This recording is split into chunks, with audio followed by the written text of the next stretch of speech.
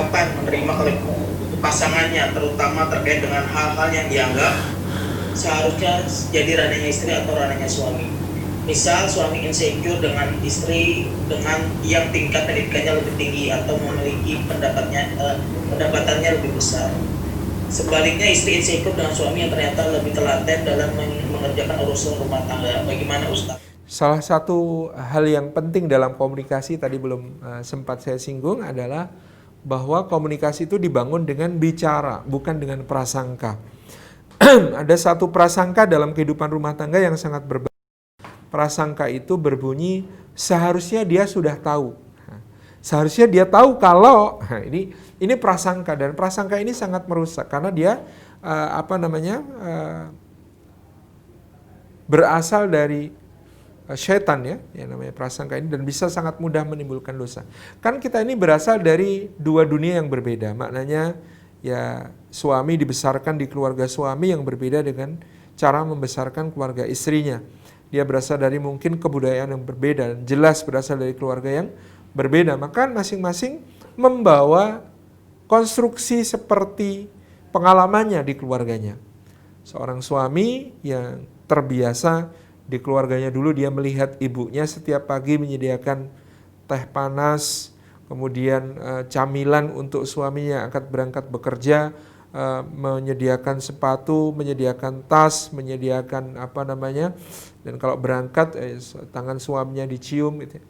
Ya tentu akan punya persepsi istrinya harusnya tahu bahwa nanti kalau aku itu mau berangkat bekerja harus sudah disiapkan teh manis, harus sudah disiapkan camilan, bubur ayam, bubur kacang hijau, bubur macam-macam, harus sepatu sudah siap, kaos kaki sudah siap, tas kerja sudah siap, tinggal berangkat, dia cium tangan saya. Harusnya dia tuh sudah tahu.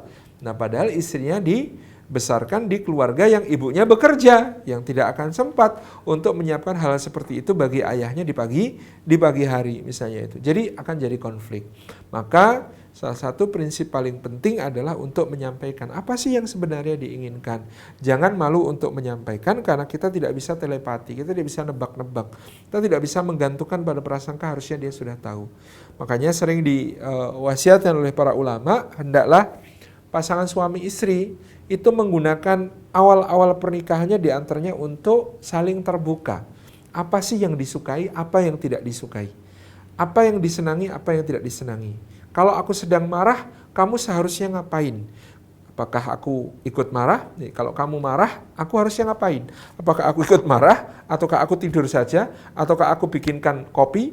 Ataukah aku kemudian tinggal nonton TV? Ataukah apa yang harus dilakukan ketika kamu marah? Apa yang harus dilakukan ketika kamu lagi ngambek? Apakah aku ngelus-elus kepala? Ataukah aku bikinin minuman yang ada aromaterapinya biar kamu rileks gitu ya, atau apa itu kan perlu dikomunikasikan. Kalau di dalam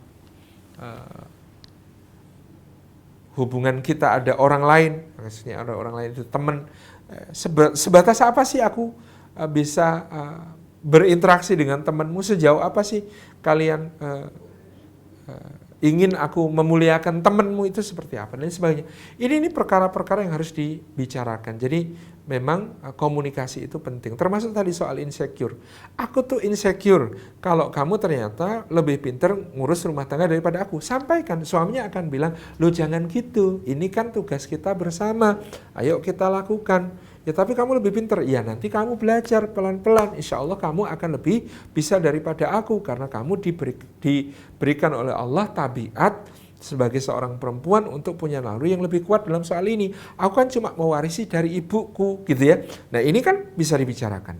Atau kemudian suami merasa karena pendapatan istri lebih tinggi jadi dia insecure gitu. Jadi katakan kepada, Dek, kamu pendapatan lebih tinggi, tapi aku pemimpin di rumah ini. Gaji kamu itu hak kamu. Aku nggak akan minta, aku nggak akan mengambil bagian apapun dari apa yang kamu dapatkan, karena itu hak kamu pribadi. Adapun untuk rumah kita itu tanggung jawabku, gitu ya. Jadi aku nggak akan insecure karena ya kamu berpenghasilan bukan untuk kita, tapi untuk dirimu. Sementara aku berpenghasilan, itu untuk seluruh keluarga kita. Jadi qawamahnya tetap ditegakkan. Ini bisa diatasi dengan tetap senantiasa berkomunikasi. Ya, sampaikan, jangan menduga-duga, jangan berprasangka ada suami insecure dengan pendapatan istri lebih tinggi, padahal istrinya itu juga bingung, gimana ya, aku punya pendapatan seperti ini, gimana ngaturnya, apakah aku memberi untuk suami atau gimana. Bingung dia, tapi kalau disampaikan tentu akan menjadi satu kebaikan. Wallahu a'lam bishawab.